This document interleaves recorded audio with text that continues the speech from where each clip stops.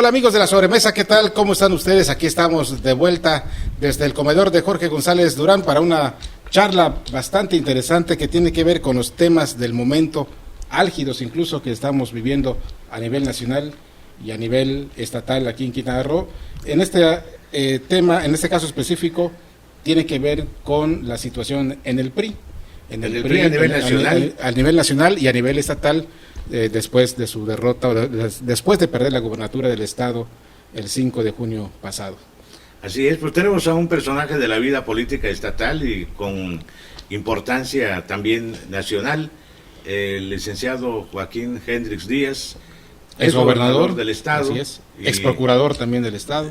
Muchas cosas ha sido, pero no es un hombre ex, es un hombre todavía vigente. Bastante gente se le dije cuando lo contacté para la entrevista, es el hombre del momento en el PRI, ¿no? Y en la vida política de Quintana Roo ahorita con mucha vigencia. Gusto saludarles, muchas gracias. Qué bueno gracias, que nos acompaña. Muchas gracias Jorge, muchas gracias Julio, gracias por esta oportunidad.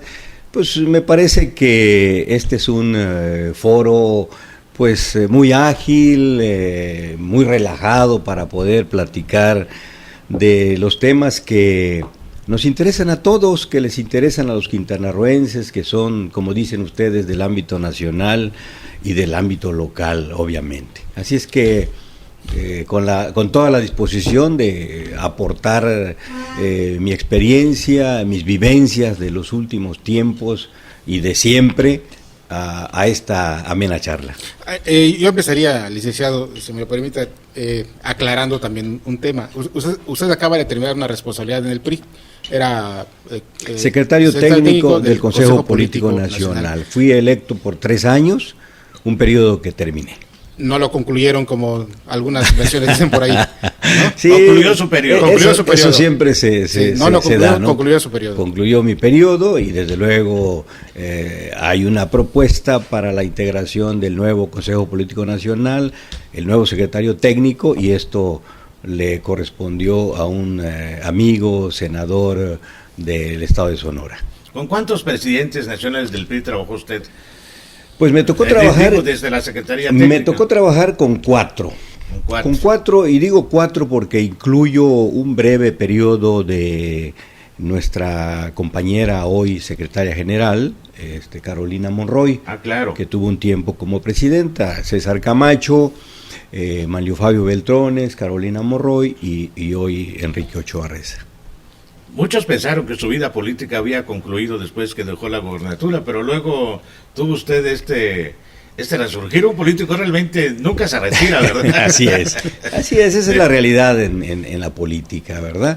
Y bueno, pues sí, yo debo de reconocer que fue para mí un privilegio, un gran orgullo, y además me parece que quienes tenemos el privilegio de gobernar una entidad federativa propuestos por un partido político, en nuestro caso el PRI, de alguna manera debemos devolver algo de lo que le debemos a nuestro partido, al partido que nos postula. De alguna manera debemos ser recíprocos, dándoles nuestro tiempo y no yéndonos al retiro de manera abrupta como se acostumbraba en otros tiempos, ¿no? Y yo de verdad me siento muy honrado, muy privilegiado, y traté de dar lo mejor de mí en esa responsabilidad. Aprovecho para comentarles, creo que en esos 3 años tuvimos vivencias singulares. Con los 4 presidentes que ya he mencionado del Comité Ejecutivo Nacional, pudimos articular algunas propuestas en el seno del Consejo Político Nacional, con el trabajo de las comisiones que realizamos a lo largo de todo el territorio nacional, porque no es muy difundido el hecho de que el Consejo Político Nacional puede funcionar con comisiones. El Consejo Político Nacional no es nada más un órgano colegiado que se reúne 1, 2 o 3 veces al año para avalar decisiones que se toman en el CEN, en el Comité Ejecutivo Nacional.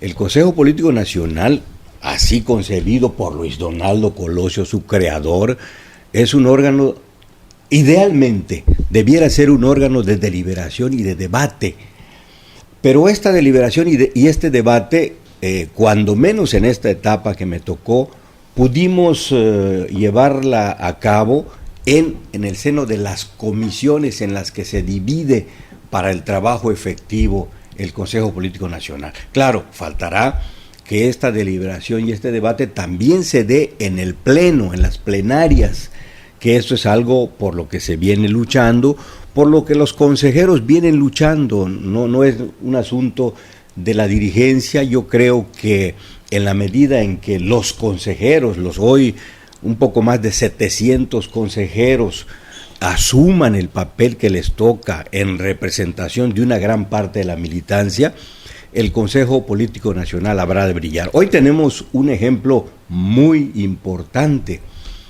Esto que está sucediendo en relación con las denuncias en contra, lamentablemente, de compañeros nuestros de la mayor jerarquía, gobernadores o exgobernadores, surge precisamente de un consejero político que empieza a poner el dedo en la llaga. Un consejero político que refiere sentir vergüenza por lo que se venía diciendo. Procedió en el seno del Consejo. Que fue a la Comisión de Justicia Partidaria y presentó formal denuncia en contra de el gobernador, el que era el gobernador en ese momento de Veracruz, y obviamente incluyó en el paquete a nuestro compañero Roberto Borge y señaló a César Duarte de Chihuahua, y también hizo énfasis en el tema de Medina de Nuevo León. Entonces, bueno, el Consejo Político es un órgano colegiado de gran utilidad para la militancia. No es un asunto que sea solamente para un manejo burocrático, como dije hace un rato, o para validar decisiones que se toman en otro nivel, ¿no? Tenemos perfectamente establecidas nuestras responsabilidades, la de los consejeros, y yo creo que por eso me parece muy importante hacer énfasis en la importancia del Consejo Político Nacional. Estamos hablando del PRI específicamente, y me acuerdo yo hace algunos años cuando usted era gobernador y Chacho era el presidente municipal, con todo lo que ocurrió con él. Me acuerdo en una reunión con nosotros periodistas, usted decía que una de las razones o de las causas por las que Chacho estaba pues desbalagado, como vamos a decirlo así, ¿no? Estaba en el desorden, traída en el desorden al ayuntamiento, era porque pues surgió de un ambiente o era un político que no le rendía cuentas a una estructura o a una institución con contrapesos, ¿no? Me acuerdo muy bien que usted lo mencionó. Y sin embargo, pues estos gobernadores o exgobernadores que han sido acusados de corrupción, pues de alguna forma pues venían del PRI, que sí tiene estos mecanismos que usted señalaba, de las que carecía los partidos de donde venía Chacho, ¿no? ¿Qué fue lo que ocurrió? Si se contaban con esos contrapesos internos dentro del PRI, y también estaba el presidente de la República, que también es otro elemento ahí que a la que la tradición política marca que se le deben rendir cuentas. Sí, para abundar, ¿no? La pregunta y el comentario, son las dos cosas de Julio, me atrevería a agregar esto, en consonancia con lo que Julio plantea.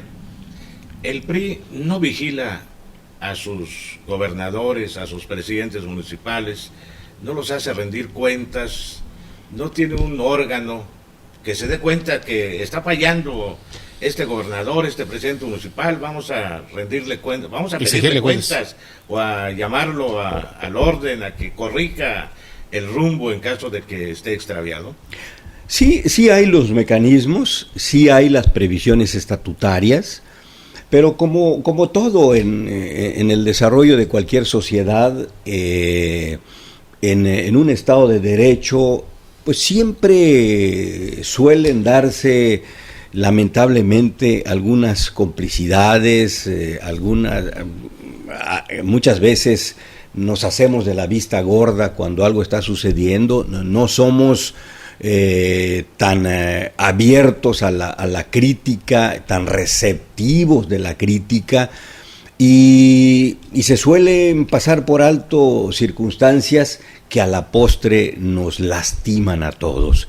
Eso es lo que ha sucedido en el caso de estos gobernadores, en el caso de los priistas, porque ha sucedido en todos los partidos claro, políticos, pero en el caso de los priistas. Por eso a mí me satisface mucho el hecho de que el presidente Enrique Ochoa, con todas las enemistades que se puede estar echando a cuestas, llegó con mucha determinación al PRI a exponer un planteamiento de no más solapar a quienes cometen errores, hacernos de la vista gorda. Y es entonces Enrique Ochoa, en esta etapa del PRI, quien llega resuelto a combatir la corrupción y a no permitir más impunidad en el seno del priismo, que es una situación que debe reproducirse en el contexto general, que debe de motivar a que todas las instituciones políticas actúen de la misma manera. Por eso, y esto afortunadamente y también con gran orgullo digo, es una iniciativa del presidente Enrique Peña Nieto. La creación del Sistema Nacional Anticorrupción lo ha encabezado el presidente Enrique Peña Nieto. Está en vías de perfeccionamiento. La joya de la corona me parece que será la Fiscalía Anticorrupción, cuyo proceso va bien. Ya hay distinguidos mexicanos que han acudido al Senado de la República a registrar su interés de fungir como tales. Sí, se puede uno autoproponer. Se requieren de que hayan instituciones atrás, representaciones de la sociedad que propongan, que respalden una propuesta. Y yo creo que en la medida en la que tengamos el acierto de no, perdonen la expresión, partidizar esta designación, yo creo que vamos a lograr alcanzar nuestros objetivos, porque ojalá en los partidos tuviéramos el acierto de proponer a los mejores perfiles. De esa manera no sería malo que los partidos propusieran a los suyos, pero pues desviamos el rumbo cuando nos vamos por afectos, cuando nos vamos por simpatías o simplemente cuestiones meramente partidistas. Yo creo que en la medida en que seamos objetivos y que captemos los mejores perfiles de nuestra sociedad para decidir quién será el fiscal anticorrupción, yo creo que estaremos acertando en la definición de esta fiscalía y habrá de cumplir los propósitos para los que ha sido creado el Sistema Nacional Anticorrupción. Usted, cuando fue candidato del PRI al gobierno del Estado, llegó a esta candidatura con lo que se llamaba consulta a las bases. Compitió usted con Adi Joaquín y creo que con tres más, con tres más. En fin, sí. Ganó usted esta consulta interna. Pero luego como que se olvidó. O sea, se decía que esto causaba división, y se volvió a lo que se conocía como el clásico dedazo, ¿no? Así es. Porque yo recuerdo como anécdota que en una ocasión al ingeniero Rafael Lara, que fue presidente municipal de Cancún, estaba a punto de concluir su gestión y le preguntaron que qué le convenía más al PRI, si consulta a la base o candidato de unidad. Y él respondió con ese estilo que lo caracteriza: yo creo que el PRI aguanta un dedazo más.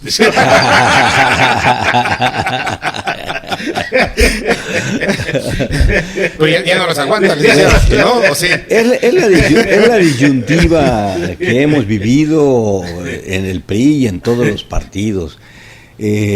¿Cómo definir una candidatura? ¿En función de qué?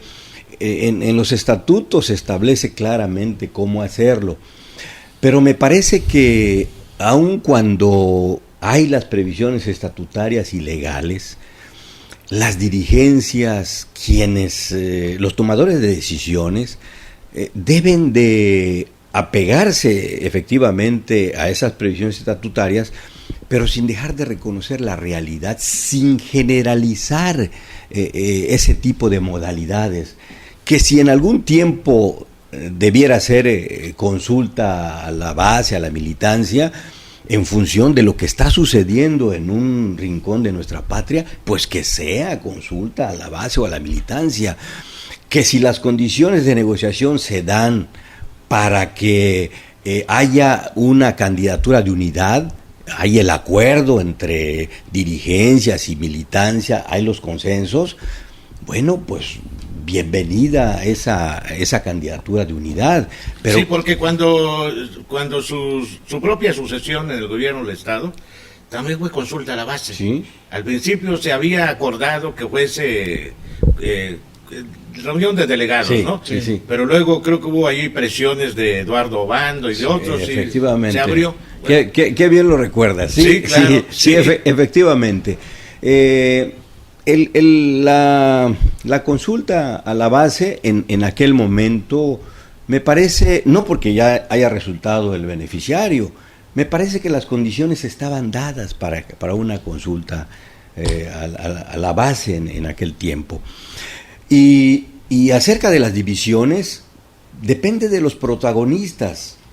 No fue tal, no creció el conflicto en el caso de Quintana Roo, porque tuvimos el acierto de escuchar las opiniones de quienes tenían en ese momento autoridad política y moral para opinar. ¿A qué me refiero? Conadi, perdedora del proceso, fuimos al centro del país, nos sentamos con la dirigencia nacional del PRI, con autoridades del gobierno federal, y sobre la mesa escuchamos todo lo que la candidata perdedora quiso plantear, y no les exagero si les digo que quizá un 50 o un 60% de lo que ella proponía fue motivo de inclusión en la estructura que presentamos como partido en las elecciones de ese año. ¿Qué quiero decir con esto? Que un buen número de presidentes municipales, que un buen número de diputados fueron propuesta de Adi Joaquín. ¿Pero por qué? Y alguien diría, los detractores de ese grupo dirían, bueno, pero ¿cómo el ganador acepta que Adi Joaquín imponga? No, lo que propuso Adi Joaquín fue muy objetivo, muy racional, fue el reconocimiento de liderazgos reales que el candidato ganador también reconocía. Había coincidencias, y es que si hubo tal coincidencia, pues que entren a las posiciones, entren a disputar las posiciones políticas, ¿no? Pero no fue suficiente, al final se fue también el PRI. Bueno, al final se fue, bueno, eso ya son otras circunstancias, pero de que hubo receptividad, de que hubo disposición para escuchar, eso quedó acreditado. Y el otro caso que mencionas, a mi salida del gobierno, se llega a la definición estatutaria de que vamos a una asamblea de delegados para definir la candidatura. Se inconformó el compañero, en aquel momento senador Eduardo Obando, y yo informé al Comité Ejecutivo Nacional, en aquel momento bajo la responsabilidad de Roberto Madrazo, que me preocupaba lo que estaba sucediendo, que se nos podría complicar el escenario local. Me preguntó, y gobernador, ¿qué es lo que sugieres? Pues si estatutariamente todavía estamos en la posibilidad de cambiar el método de selección del candidato, hagámoslo, presidente. Y me dijo, bueno, pues vamos a convocar al comité, al Consejo Político Estatal, para que tome las medidas que correspondan. Y se cambió el método y se abrió la posibilidad de que Eduardo Obando llevara a sus simpatizantes a una convención y ahí se tomaran las definiciones de manera libre, sin que hubiera ninguna presión en contra de ninguno de los que simpatizaban con Eduardo Bando, y de ello puede dar testimonio el propio protagonista de este proceso. ¿Qué pasó, verdad? Todos los que estamos pendientes de las elecciones del pasado 5 de junio. 5 de junio, pues hubo elecciones en otros estados. ¿En cuántos estados hubo? 12, creo, 12 estados. Sí. La mayor parte de las encuestas decían que el PRI y el dirigente nacional del PRI en ese entonces, Mario Fabio Beltrones, se decía que el PRI, pues si acaso perdía 1, 2, 3 máximo le daban de que pudiera perder, ¿no? Y luego nos amanecimos con que se habían perdido esto. ¿Usted cómo recibió esta noticia? ¿Cuál era sus previsiones, su estado de ánimo? ¿Compartía la idea esta de Bueno, Beltrones el de optimismo, desde luego, del presidente del partido era compartido por todos. Y era fundado nosotros. el optimismo. Pues el trabajo teníamos, la estructura la teníamos. Lo que me parece que desestimamos fue lo que sucedía en cada región y el trabajo de los gobernadores de cada una de las regiones. Esa circunstancia creo que no la valoramos adecuadamente, y por eso teníamos el optimismo de que podíamos ganar. Estructura la teníamos. Lo que me parece que no valoramos adecuadamente fue el llamado voto duro. Ya no hay en este país, me parece, salvo la mejor opinión de ustedes y de quienes nos escuchan, ya no hay voto duro. El voto, es decir, un voto comprometido. Un voto comprometido, un voto que podemos llamarle leal a una institución política, porque más allá de pretender encontrar culpables en la derrota, que eso es la salida común, lo que hay que encontrar en las derrotas es qué fue lo que pensaba la sociedad votante, el grado de cómo valoraba el trabajo de los gobiernos, cómo se sentía en la responsabilidad que deben asumir los gobiernos. Y creo que en el caso del PRI, ese llamado voto duro lo podríamos tener, lo hemos tenido antes, pero lo podríamos seguir teniendo si realmente trabajamos para ellos. En primer lugar, trabajamos para nuestra militancia, los atendemos. Si hay desatención, si hay alejamiento de nuestros propios militantes, no vamos a seguir teniendo ese voto duro. Pues es el asunto, porque no hay voto comprometido, porque no hay un compromiso también de los políticos. Exactamente, es que el compromiso es de ida y vuelta.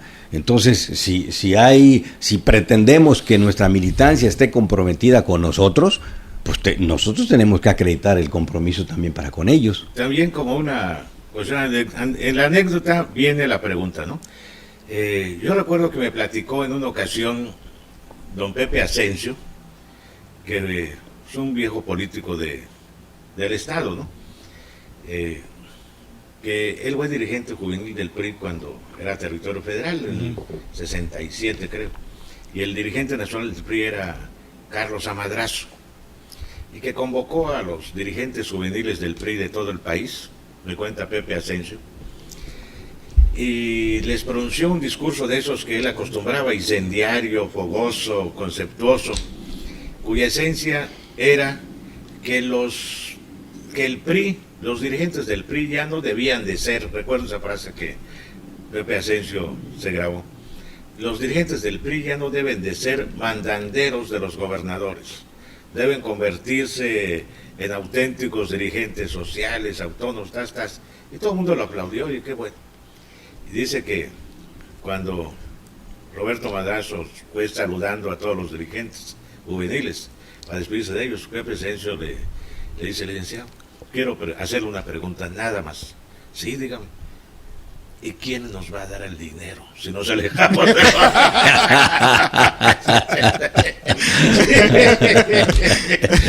Ese es el rollo. ¿Cómo el PRI puede ser un auténtico partido sin depender? Porque los gobernadores son los que, ¿para qué? Hay que decirlo claro.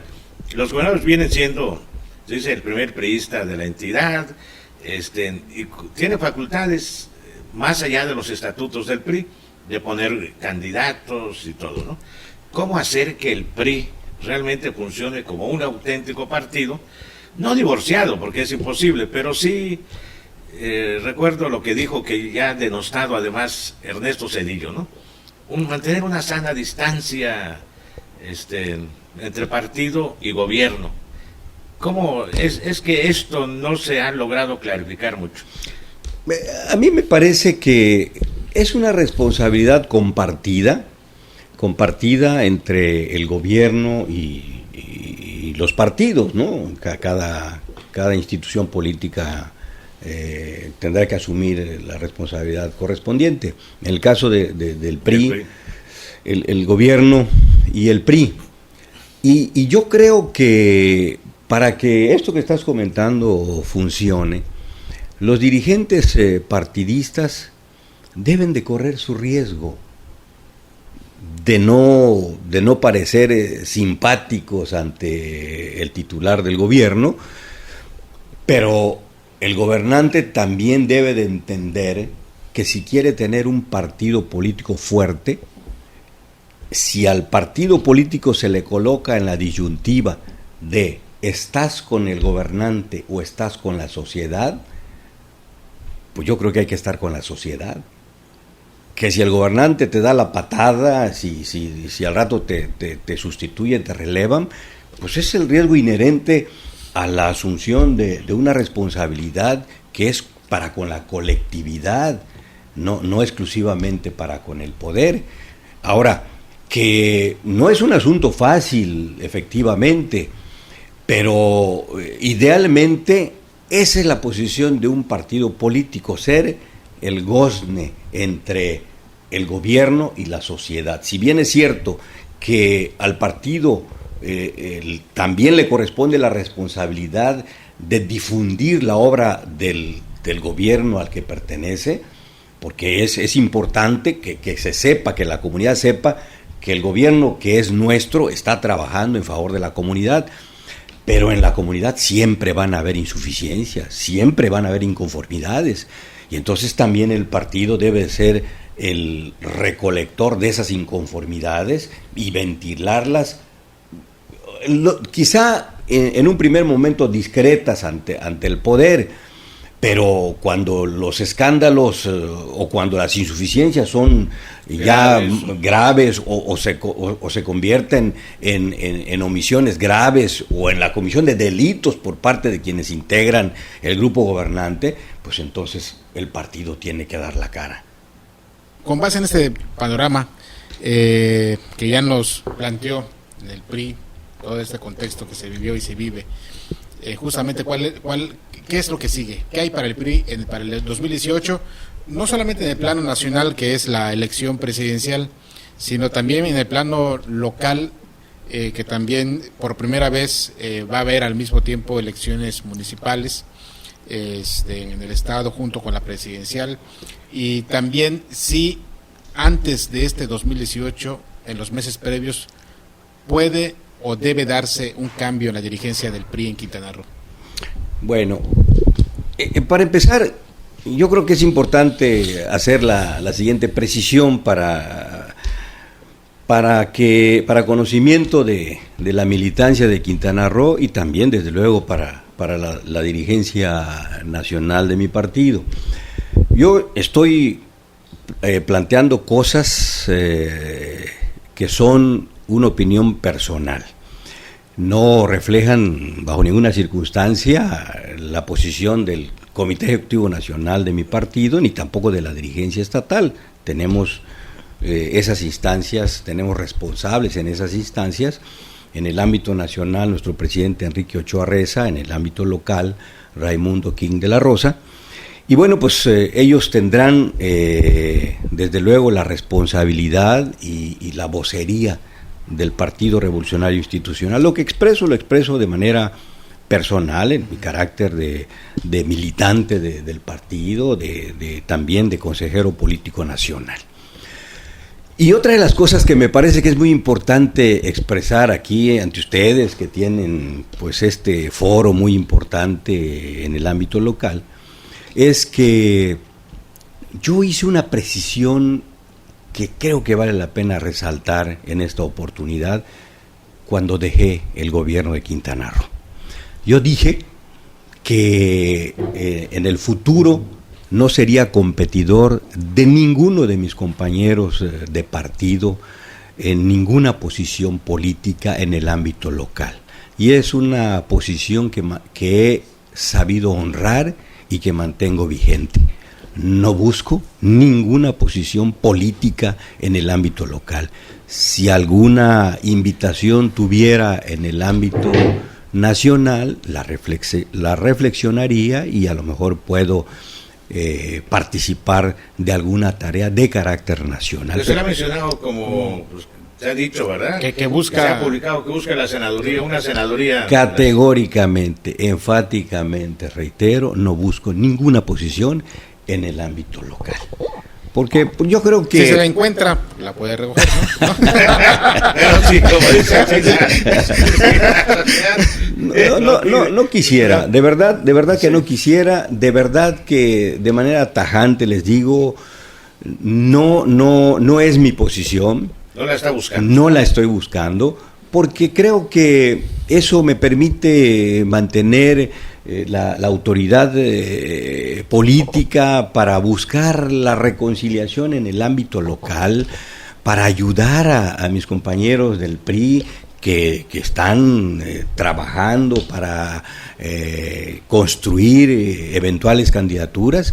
Yo estoy en la disposición de ayudarles a quienes estén en ese supuesto. Pero yo no voy a disputarles en el ámbito local ninguna posición, ningún cargo de elección popular. Si alguna posibilidad tengo en el ámbito nacional, eso ya será otra cosa. Así es que eso me parece que es un tema que valía la pena reiterar en esta plática que estamos teniendo, ¿no? Excelente.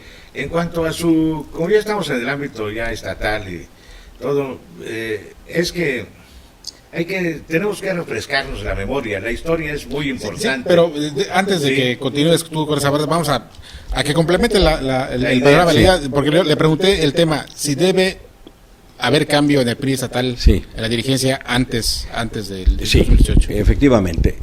Yo recojo lo que he escuchado en el territorio estatal.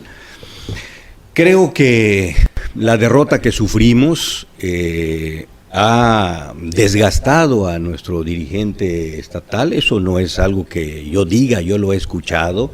Ustedes seguramente han escuchado algunas opiniones en ese sentido, lo cual es natural.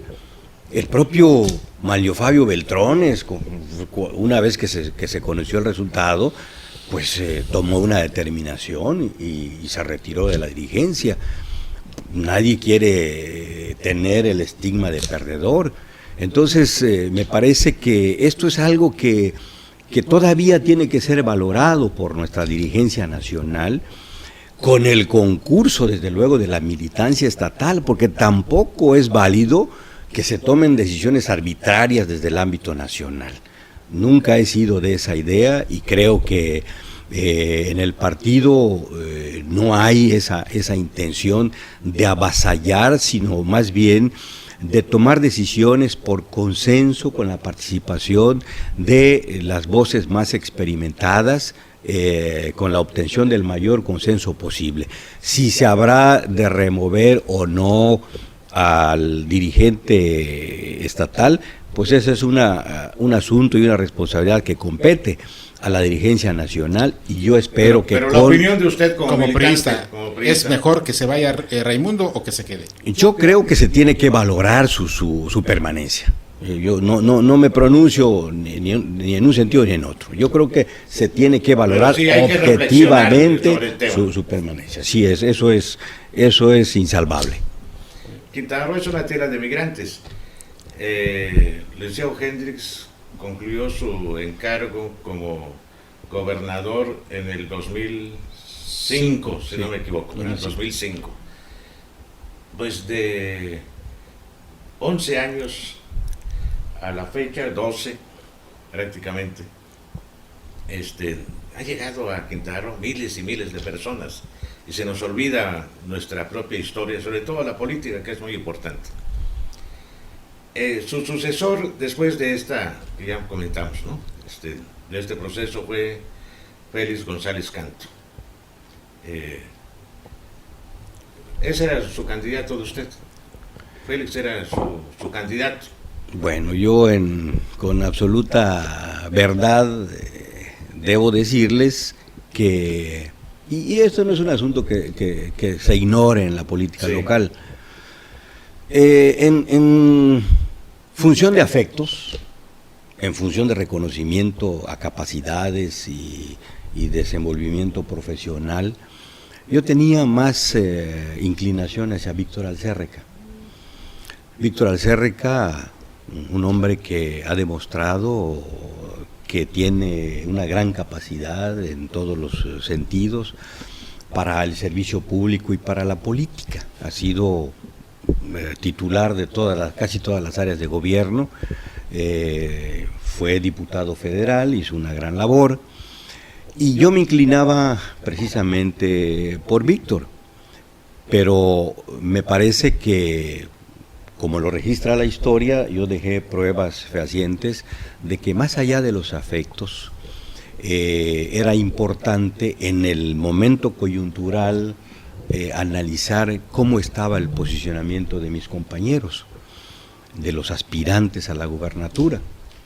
Y en ese sentido, de común acuerdo con la dirigencia nacional, hicimos una evaluación racional, objetiva, de las circunstancias que vivíamos en aquel momento y lo que percibimos y después se acreditó mediante el desarrollo del proceso electivo correspondiente, que el que tenía el mejor posicionamiento era Félix González Canto. Y ahí no hubo una actitud de parte del gobernador de imponer, de aferrarse a una idea. Eso era lo que nos reflejaba la realidad electoral, pues eso es lo que tenía que darse, y así fue como se respetó la decisión que se tomó, y lo cual nos llevó al éxito electoral. Aferrarse a un proyecto de Roberto Borges fue lo que también llevó al PRI a la derrota, entonces. Me parece que sí. Exactamente. Usted nunca se arrepintió de Félix. Bueno, digo. Bueno, hay cosas y finalmente son los quintanarroenses los que hacen la evaluación a lo largo del tiempo. Pues he escuchado desde luego cosas no muy favorables a la administración de Félix, bueno, las hemos vivido todos. Claro. Para mí el desempeño de mi sucesor pudo haber sido de otra manera, el resultado rendido a los quintanarroenses pudo haber sido otro. Sin embargo, ahí está el ejercicio de su gobierno a la valoración de los quintanarroenses. ¿No quiso influir o...?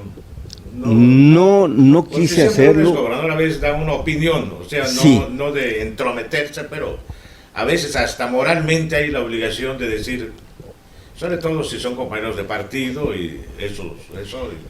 A mí me pareció en el momento que el posicionamiento era muy importante, que su desempeño hasta el momento era bien valorado por los quintanarroenses, y esos fueron los elementos que a mí me permitieron consentir con la dirigencia nacional y proponer el método para la selección del candidato y aceptar. Pero yo me refiero, en tu desempeño como gobernador, ¿nunca pudo usted influir? No, ya decirle, no. Corrige Ya no es válido. Hay opiniones, sí, desde luego que hay momentos en los que se acerca uno y con la mejor intención emite algunos puntos de vista, pero pues no hay ninguna garantía de que puedan tomarse en cuenta. Viene la sucesión de Félix y hay habían más, ¿no? Pero sobre todo dos finalistas, que es Carlos Joaquín, diputado federal, y Roberto Borges, también diputado federal. Félix se aferra a que sea Roberto Borges, y porque dice que garantizaba que él lo hacía ganar. Así es. ¿No? Ahí conocemos esa historia. Ahí tampoco usted participó. Absolutamente. Totalmente ajeno. Hablamos de aferrarse a alguien, ¿no? ¿Considera usted que fue acertada esta decisión? Porque él lo ha dicho y lo ha presumido, ¿no? De Félix de poner a Roberto Borges como candidato del PRI al gobierno del Estado. Pues es que... En detrimento de Carlos Joaquín, que también se decía que estaba muy bien posicionado y que... Es que yo creo que nos equivocamos si pretendemos ser el gran elector. Si a base de, no sé, de operación política o de presión o de otros métodos que no vienen al caso, pudiéramos imponernos en una elección. Yo creo que nos equivocamos y actuamos de esa manera. Hay que hacer una evaluación muy objetiva de las cosas. Si pretendemos que a base de dinero o de manipulación del electorado vamos a ganar, pues el resultado puede ser muy lamentable. Lo estamos viendo, ¿no? En este caso, porque perdemos el piso, no tenemos la humildad para buscar la cercanía con la sociedad, que es a quienes nos debemos, y nada más nos orientamos a tener el apoyo de grupos de poder, y eso al final en ellos se pierden los objetivos sociales que debe tener un gobierno y una democracia. ¿Ve un cambio en el sentido de que está gobernando alguien de oposición, o es más bien es el PRI mismo que cambió de carril, ¿no? Iba sobre un carril con esta generación que se montó con Félix, con Beto, y en algún momento el PRI decide cambiar de carril y lo hace con Carlos Joaquín? Mira, es un tema difícil que se haya dado la alternancia en Quintana Roo y que la alternancia la encabece uno de los nuestros. Es una circunstancia que lo menos que crea es confusión. Eso es lo que está sucediendo un poco en Quintana Roo. Hace unos días tuvimos una convivencia familiar por mi cumpleaños en Chetumal e invitamos al gobernador, estuvo con nosotros. Y yo, una vez que me confirmó que asistiría, creo que es buen momento para expresarle al gobernador, a alguien que ha tenido sus orígenes con nosotros, que sepa que en el Estado, pero particularmente en el municipio de Otompe Blanco, hay una gran inconformidad en contra de su gobierno. Un gobierno que se dio paradójicamente en función del apoyo de muchos priistas de la capital del Estado. ¿Pero por qué del apoyo de muchos priistas? Bueno, priistas que tenían un gran resentimiento en contra del gobierno en turno. Entonces prefirieron darle la oportunidad a una opción diferente y votaron por la coalición del PAN-PRD, pero me parece que no lo hicieron en función de ver la posibilidad de llegada del PAN y del PRD al gobierno, sino en función de ver que llegaba alguien identificado con nosotros. Por eso digo que se confunden las circunstancias, y entonces votaron por Carlos Joaquín. Y ahora este gobierno, por la necesidad política de honrar un compromiso de haber pertenecido a una alianza, está otorgando espacios dentro de la administración a sus aliados, en perjuicio de muchos priistas que tienen antigüedad en el gobierno, que han hecho toda una trayectoria en el gobierno y que ahora están siendo desplazados. Me pareció que era un buen momento para decirle al gobernador, hay que tener cuidado con esto, porque el priismo de Quintana Roo y especialmente de Otompe Blanco se siente agraviado con tu gobierno. Un gobierno que en la propia opinión de la ciudadanía y dentro de ellos de muchos militantes priistas votaron por ti.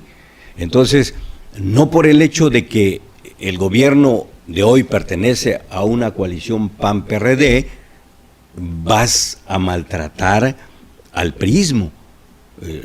Se supone que gobiernas para todos, en la medida de lo posible con todos, así es en la democracia, sí. No porque tengamos una afiliación partidaria diferente a quien llega al gobierno, en automático se los va a desplazar a los demás. No es la esencia de la democracia. Entonces, son algunos de los conceptos. ¿Tuvo oídos receptivos? Sí, tuvo oídos receptivos el gobernador. Yo espero que dicte las medidas que correspondan. Pues lo menos que esperamos es que se respete el orden legal. Es que hay inclusive quienes decían que había un cogobierno entre usted y Carlos Joaquín. No, de ninguna manera. Yo soy quien menos podría hacer una afirmación de esa naturaleza. El hecho de que haya amistad no quiere decir que abdique a mis principios partidistas. Yo soy priista. A lo largo de toda mi vida y lo que yo he hecho políticamente se lo debo al PRI. ¿Nunca ha pensado cambiar Nunca he pensado, como dice vulgarmente, cambiar de chaqueta? Nunca he pensado dejar al PRI, desde luego. Y lo que voy a decir, lo digo, ustedes saben y los quintanarroenses saben que yo tengo una formación militar, sé lo que es la lealtad, sé lo que es la disciplina. Pero también en la misma institución militar, en las normas del ejército, se especifica claramente que la disciplina tiene que ser razonada. Yo no debo cumplir órdenes contrarias a la ley o a mis principios. Si alguien me ordena cosas que no vayan de acuerdo con la ley o con mis principios, no estoy obligado a obedecer. Y esto es aplicable en la vida política. Si en mi partido me sugirieran hacer cosas contrarias a los principios que rigen a mi partido o a mis principios en general como ciudadano, pues no estoy obligado. Y entonces esa sería la razón por la que yo pudiera dejar al partido, pero nunca buscando el cobijo de otra organización política. Y hasta hoy estoy muy satisfecho, un poco retomando mi responsabilidad en el ámbito nacional. Me satisface mucho haber contribuido con los 4 dirigentes con los que estuve a conformar normas para blindar las candidaturas de quienes pretenden representar al PRI en los procesos electorales, que deben de sujetarse a estudios, deben de acreditar capacidad. Si hay alguna sospecha de que haya alguien eventual consumidor de drogas, debe de firmar su conformidad para que se le hagan los estudios correspondientes. En fin, hay un blindaje muy claro, son normas que se van perfeccionando desde luego, pero hoy son requisitos básicos que quienes pretenden ser candidatos deben de firmar una carta ante el Comité Nacional y ante los comités directivos estatales de someterse a todas las pruebas, a su patrimonio, a cuestiones de carácter fiscal. Tienen que firmar su conformidad para poder participar en un proceso de selección de candidatos. Y también el tema de nuestras compañeras, la equidad de género. En el Comité Nacional, a través del Consejo Político, nos adelantamos a los tiempos cuando existía polémica entre si la equidad de género debía ser horizontal y vertical. Esto quiere decir que por ejemplo, en el caso de los ayuntamientos, si también si debe involucrar a los presidentes municipales, pero también a la planilla, también ahí nos adelantamos. Es una propuesta del presidente Enrique Peña Nieto. pero que estaba todavía sujeta a alguna interpretación de tribunales, y cuando había dudas en los propios tribunales, el PRI se adelantó y tomó una definición en favor de la equidad de género en lo vertical y en lo horizontal. Y el otro tema que me parece que también es muy importante y que va a dar mucho de qué hablar para los próximos tiempos, apenas estamos en la etapa inaugural de este tema que les voy a comentar, es las candidaturas de simpatizantes. Ya contemplamos en nuestros estatutos la posibilidad de que ciudadanos, por el simple hecho de manifestarse simpatizantes del PRI, pueden ser electos candidatos del Partido Revolucionario Institucional a las diversas posiciones. Sin que sean militantes. Sin que sean militantes. Esta es una manera de dar cauce a la desconfianza que existe en el ámbito nacional hacia los partidos políticos. Esta es una fórmula del PRI para dar cobijo a más sociedad y para, en todo caso, como una respuesta, digamos, a las candidaturas independientes. Las candidaturas independientes tienen el defecto que se mencionaba hace algún momento, de que cuando surge un candidato independiente no hay el respaldo de una institución que le pueda llamar a cuentas. En el caso de un partido político como el PRI, que se abre a la ciudadanía, quiere ser candidato, de acuerdo, pero vas con los principios que rigen al PRI. Estos son los principios que rigen al PRI. ¿Estás de acuerdo? Si estás de acuerdo, entonces... Eso se está debatiendo apenas. Ya forma parte de nuestros estatutos, pero se tiene que perfeccionar la figura para que no sea aplicada de manera casuística, sino que se generalice y entonces haya más oportunidad de que más ciudadanía participe con el PRI en la búsqueda de la conformación del poder público. En cuanto a las alianzas, pues Carlos Joaquín llega a una alianza PAN-PRD, pero el PRI también tiene una alianza con el Verde, que se ha comentado que fue desventajosa para el PRI. Se le dieron muchas posiciones, entre ellas Cancún, pues Puerto Morelos, varias diputaciones locales. Y se comenta inclusive, bueno, los propios del Verde dicen que se está construyendo la candidatura de Humberto Estrada para ser candidato del... Todavía falta mucho, pero pues los políticos ahí se adelantan y los periodistas también nos adelantamos, ¿no? O sea, ¿cómo considera usted esta alianza, particularmente en Quintana Roo, entre el PRI y el Verde? Yo creo que para el caso de Quintana Roo y en el ámbito nacional y en el ámbito internacional, son procesos que tienen que irse decantando. Yo no creo que hayan fórmulas únicas. Vuelvo a mi comentario de hace un momento. Yo creo que en función de la realidad que existe en diversas regiones del país, del mundo, es como las normas tienen que ir evolucionando. Sigue vigente la máxima de que la sociedad avanza más rápidamente que las normas. Es una gran verdad, pero yo creo que tiene que haber la disposición en el poder político para ir dando cauce a esas expectativas ciudadanas, y en esa medida es como no nos vamos a equivocar. No tratemos de imponer criterios, porque yo estoy seguro que vamos a fracasar. Tenemos un exgobernador en la cárcel, en una cárcel de Estados Unidos, Mario Villanueva. ¿Cómo se imagina usted a Roberto Borge en la cárcel, prófugo o libre, enfrentando a los justicia? Es un asunto de verdad muy difícil, muy lamentable. Como lamentables son todos los casos que se ventilan en el contexto nacional, sean del PRI o sean de otros partidos políticos. Es una vergüenza mundial que en México hayan tantos exgobernadores perseguidos. Todos cometemos errores, nadie estamos exentos de cometer errores. Cada uno de nosotros en el desempeño de la responsabilidad tenemos cosas que se nos señalen. Lo importante es que tengamos el valor, la determinación y el cálculo en el momento en el que vamos desarrollando, desempeñando nuestra responsabilidad, de que son responsabilidades finitas, que vamos a dejar de ser gobernadores y que volvemos a ser ciudadanos y que todo puede acontecer si nos equivocamos. Perdón, pero soy reiterativo.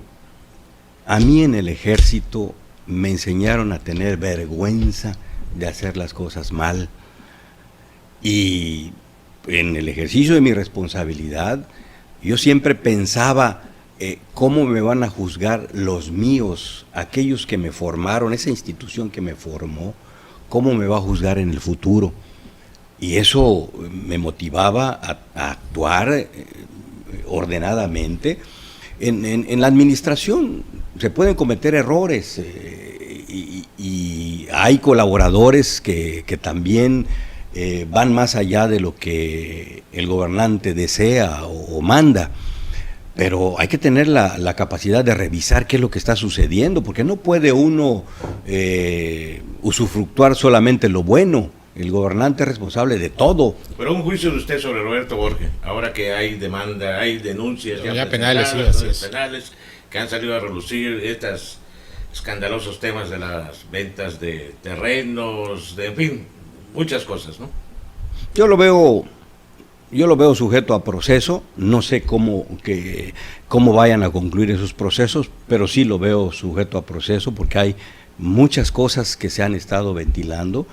Y creo que con la participación que ya está teniendo la Procuraduría General de la República, como en el caso de Duarte de Veracruz y otros casos, el de Sonora y otros más que lamentablemente están ahí en el ambiente nacional, pues serán motivo de escándalo y de acciones legales determinantes por parte de las autoridades que corresponden. ¿Cree usted que la credibilidad del gobierno de Carlos Joaquín pase por el encarcelamiento eventual de Roberto Borges y colaboradores? No, yo no creo que dependa de eso, y yo no creo que Carlos Joaquín le esté apostando a eso.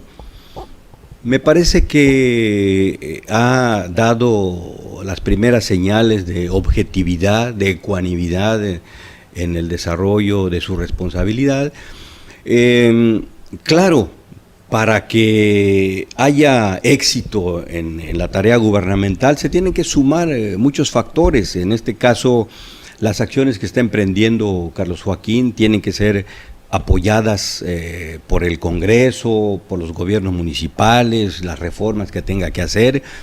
Y hasta hoy, Carlos Joaquín no podía ser de otra manera porque es lo que permea en el ámbito social. Ha contado con el apoyo del Congreso, con el apoyo de los presidentes municipales, porque las cosas que ha planteado son cosas congruentes, son cosas que van con lo que la sociedad quiere. Esto, desde luego, no será motivo para que, si en algún planteamiento no va acorde con los principios que rigen al PRI, que el PRI pueda votar en contra de alguna propuesta, porque consideremos en el PRI que no satisface las expectativas ciudadanas. O sea, aquí no hay un compromiso incondicional con el gobernador. Lo he dicho en varias ocasiones, en todo lo que sea construir, en todo lo que sea trabajar por las causas de los quintanarroenses, seguramente que tendrá el apoyo de los priistas. Y lo digo, reitero, lo digo de manera personal. Percibo lo que hacen de manera organizada, institucional, quienes tienen la responsabilidad de tomar decisiones.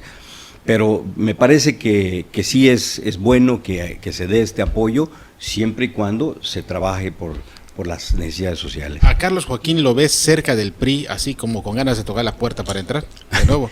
No, yo creo que no. ¿No? Yo creo que una decisión de esa naturaleza es un camino sin retorno. Me parece que él ya tomó una definición y no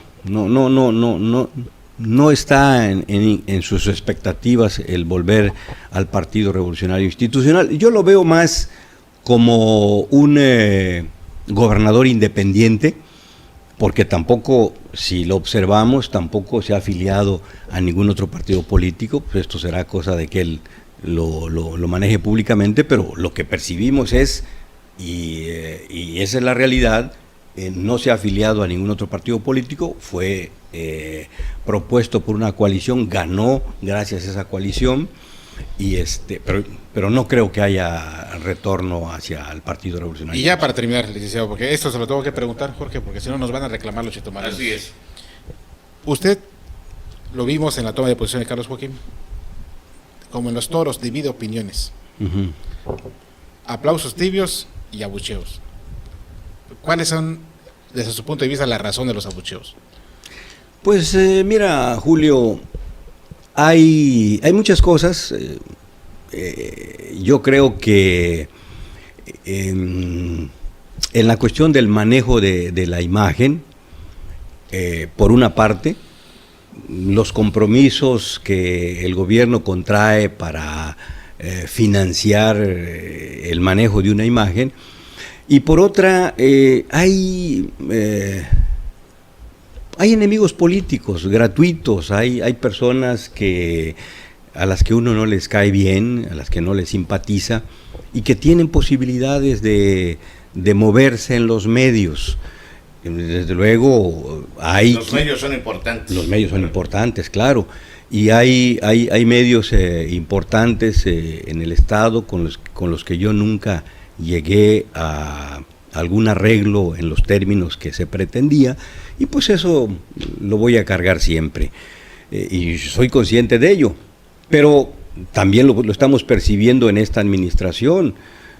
Carlos Joaquín, el gobernador, me parece, yo percibo desde afuera, no tengo las pruebas, pero creo que no ha llegado a ningún arreglo comercial con medios por la circunstancia tan lamentable de las finanzas estatales. Si a mí se me señaló como un gobernador pichicato para con los medios de comunicación, cuando mi posición fue objetividad, racionalidad en función de el papel que cada medio desempeña. Yo nunca me negué a hacer compromisos comerciales con medios, pero no al extremo de que algunos... No hacer rehén. Sí, algunos que ni se rehén, desde luego. Y cuando me pretendieron hacer rehén, me hice a un lado y lamenté mucho no poder llegar a ningún arreglo. Entonces, hay cuestiones de manejo mediático, muchas veces impulsadas por personas, por grupos que tienen fuerza, que tienen poder, y pues eso es inherente a la política, y quien vive en este ambiente se tiene que hacer a la idea. Bueno, ya para terminar, porque ya. Eso también. Roberto Borge, creo que en su cuarto informe dijo que iba a terminar el monumento al primer mestizaje. No se ha terminado, ¿se va a terminar? No lo sé, mentiría si les digo. Dijo hasta una lana, que habló de 40 millones de pesos, 100, algo sí, así. creo que hizo una inversión, Sí. No sé el monto, hizo una inversión. Se le dio un avance importante a la escultura. Esa escultura, como ya es bien sabido por todos, a veces cree uno que es bien sabido por todos y no es la realidad. Pero lo cierto es que esa escultura es del escultor Sebastián, como sabemos, tiene características muy peculiares. Es la primera obra de Sebastián en el mar.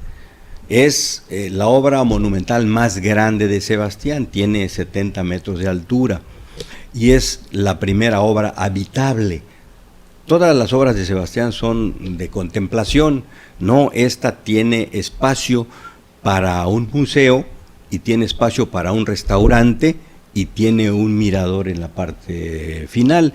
Creo que es una obra que desde el punto de vista de la atracción turística es importante para la ciudad. Lamentablemente se politizó y se enredó, pero con el avance que le dio el gobernador Roberto Borge a esta obra, yo creo que ahora el gobernador Carlos Joaquín habrá de valorar, junto con la sociedad quintanarroense, especialmente la capitalina, la viabilidad de terminarla, de instalar ahí un museo de la especialidad que se considere pertinente y poner un buen restaurante en esa zona, y creo que puede ser un gran atractivo para la ciudad de Chetumal. Muy bien, Pues muchas gracias, licenciado. Ha sido un gusto tenerlo aquí. Al contrario, muchísimas gracias a ustedes. Muchas gracias, Jorge. Nos vamos. Nos vamos y nos vemos. Y nos vemos. Amigos, muchas gracias por continuar con nosotros en La Sobremesa. Recuerden que estamos todos los lunes en las redes sociales, en YouTube como Palco Quintanarroense, en el portal Palco Quintanarroense, y en La Sobremesa en Twitter y en Facebook. Hasta pronto.